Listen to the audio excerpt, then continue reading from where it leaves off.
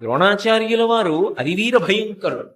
కాబట్టి అర్జునుడు లేడు ఇవాళ ఆయన తెలుసు, దూరంగా ఉన్నాడు. కాబట్టి వెంటనే పద్మవ్యూహాన్ని రచించాడు.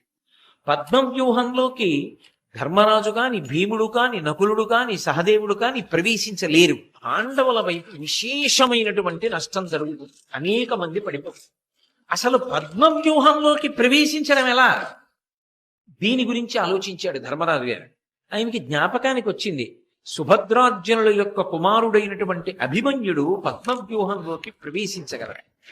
అందుకని ఆ పిల్లవాడి దగ్గరికి వెళ్ళి అడిగాడు, పద్మవ్యూహాన్ని రచించాడు గురువు, నువ్వు ప్రవేశించగలవా అని అడిగాడు. ఆయన పరమానందపడిపోయి, కృష్ణ భగవానుడు ఆనందపడిపోయేటట్టు, మా తండ్రి సంతోషపడిపోయేటట్టు, గురువు ద్రోణాచార్యుల వారు మెచ్చుకునేటట్టు నేను ఇవాళ పద్మవ్యూహాన్ని భేదించి లోపలికి వెడతాను.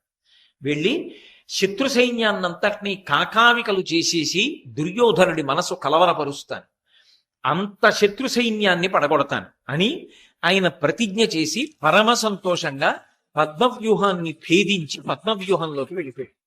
మొత్తం పాండవ సైన్యాన్ని ఆపేశాడు. ఒక పెద్ద గోడ కట్టినట్లుగా అసలు పాండవ సైన్యంలో ఎవ్వడిని పద్మవ్యూహంలోకి ప్రవేశించకుండా ఆపేశాడు. వెళ్ళిపోయాడు అభిమన్యుడు. చిత్సర పిడుగై విజృంభించాడు. పీనుగ పెంటల కింద కొట్టేశాడు శత్రు సైన్యాన్ని. ఏది చేసైనా సరే మనం ఆయన చేతిలో ఉన్నటువంటి విల్లు విరిగిపోవాలి. ఈ మాట ద్రోణుడు దుర్యోధనుడికి చెప్తుంటే విన్నారు.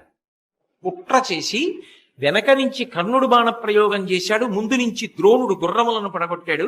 వెంటనే కృపాచార్యుడు బాణప్రయోగం చేసి సారథిని చంపేశాడు. అరేరే, ఒకళ్ళం యుద్ధం చెయ్యాలని చూడకుండా రథం విరిగి కింద పడిపోయిన పిల్లాన్ని ఇంతమంది చుట్టుముట్టి కొట్టేశారు.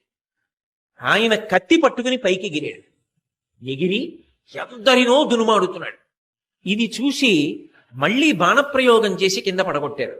కింద పడగొడితే పడిపోయిన రథ చక్రాన్ని తీసి ఆ చక్రంతో కొన్ని వేల మందిని చంపాడు.